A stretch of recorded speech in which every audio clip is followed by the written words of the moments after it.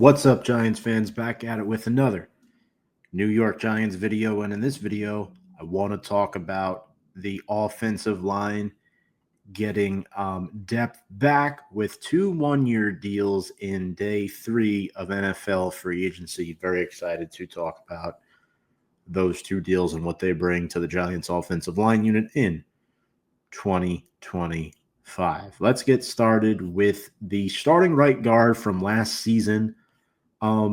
Sort of a surprise with the way Joe Schoen was talking to the media, that saying there's an opening at right guard.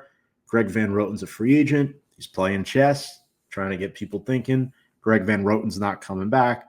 Sure enough, he is. I think when the Giants missed out on Will Fries when he chose to sign with the Minnesota Vikings, this opened up the door to the return of Greg Van Roten. He has chemistry with the offensive line coach, Carmen Brasillo. He's played next to Jermaine Illuminor the last 2 seasons, one with the Giants, one with the Raiders as well. So there is chemistry there.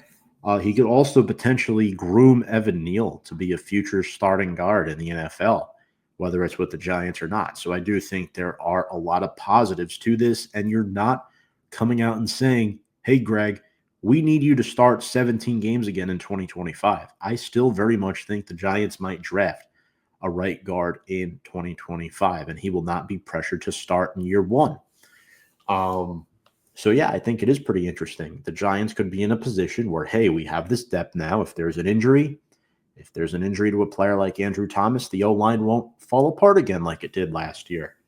So I definitely think that's one note from this. Now, Van Roten, 35 years old, started all 17 games last year for the Giants, primarily at right guard. He started 17 games now in each of the last 2 seasons. He's played 100% of the offensive snaps last year, a career high 1,125 snaps, 4 penalties, allowed a few sacks, but overall he wasn't bad. His overall performance grades via advanced stats and PFF were pretty average for a guy on a $3 million deal last year. Experienced vet, 127 games with 88 starts. The Giants now have depth all across the offensive line, considering Austin Schlottman is back as a healthy backup center. I still expect the Giants to draft the right guard, and I think coming back to New York for Van Roten was a priority. You know, being from Long Island, growing up there, playing high school ball at Chaminade, also spending some time with the Jets in his career. I think he wants to stay in the New York area, so I think coming back to the Giants is a good welcome back home for Greg Van Roten, or staying home, I should say. And, I think right now he will be penciled in as the starter at right guard, but I think right now it's a competition between him and Evan Neal for that spot unless they draft a rookie.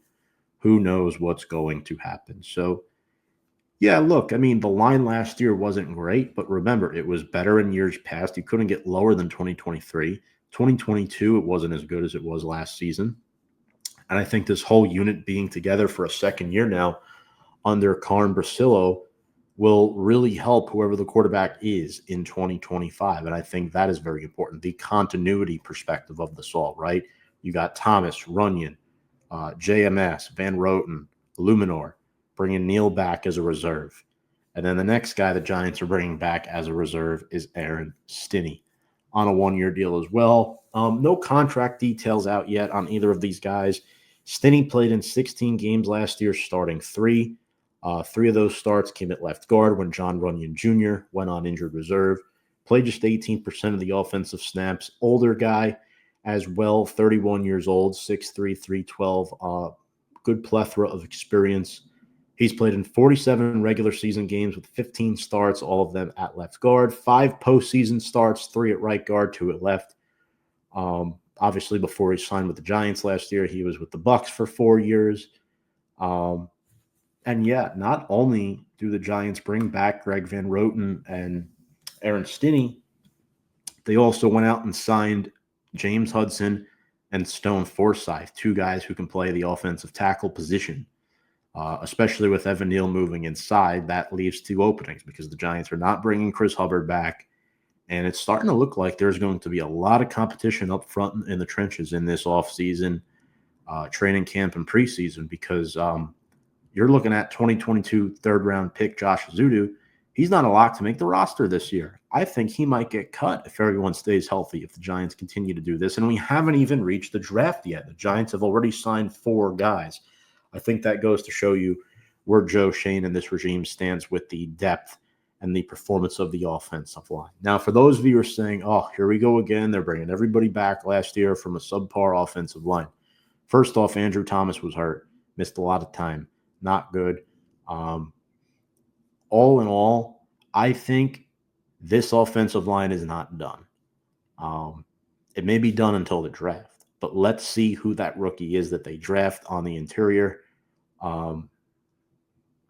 And yeah, I think both of these signings prove that depth will not be as much of an issue this season, signing 4 free agents on top of 4 penciled-in starters. And let's not forget about Jake Kubis as well, the UDFA from North Dakota State who, got some action late in the season last year.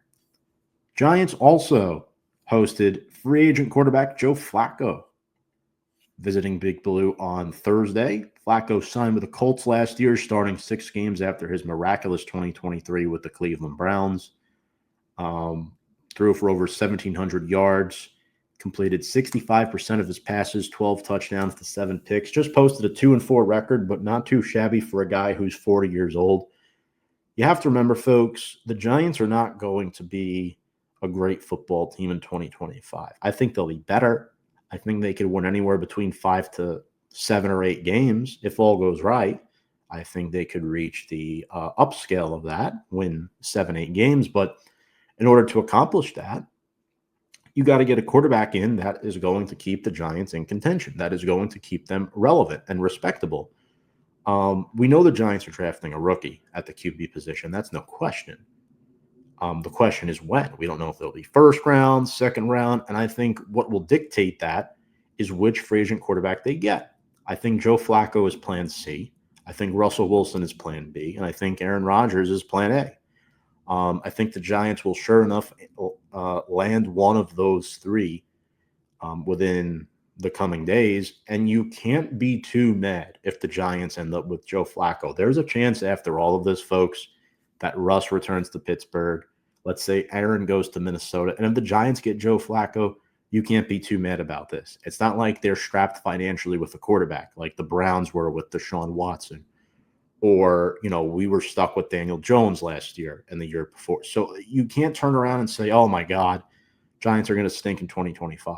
They might, but you can't say the quarterback position won't be upgraded. I think Joe Flacco at 40 is better than Drew Lock at 28. I do. I think you've upgraded at your backup quarterback position, potential bridge starter entering 2025 with a possible Joe Flacco addition. Again, modern old school pocket passer quarterback, not mobile at all whatsoever if the Giants bring him in. It'll be interesting to see what happens. We know the Giants have a visit scheduled with Russell Wilson on Friday as well. So 3 old heads visiting the New York Giants, 3 veterans. And it'll be exciting to see if any of those guys do wind up getting signed with Big Blue. Folks, make sure to check us out on all of our social media on Instagram, Twitter, and YouTube at Big Blue Avenue. If you're new to the channel, smash that like button, subscribe, ring the bell for notifications. I appreciate you all watching this video. Stay tuned for more updates on not just our YouTube channel, but our Instagram page and Twitter as well, now known as X. And I'm very excited to talk about not just the quarterback position, but more moves the Giants will be made. And a lot of people are going to look and say, well, they're getting these 1-year deals. The Giants still have over 20 roster spots to fill. And that includes the draft. That includes UDFA. So don't be too mad if the Giants are bringing back guys they had last year on 1-year deals. They are still very much looking to upgrade this roster. And I think it'll be awesome to see. Without further ado, folks, let's go Big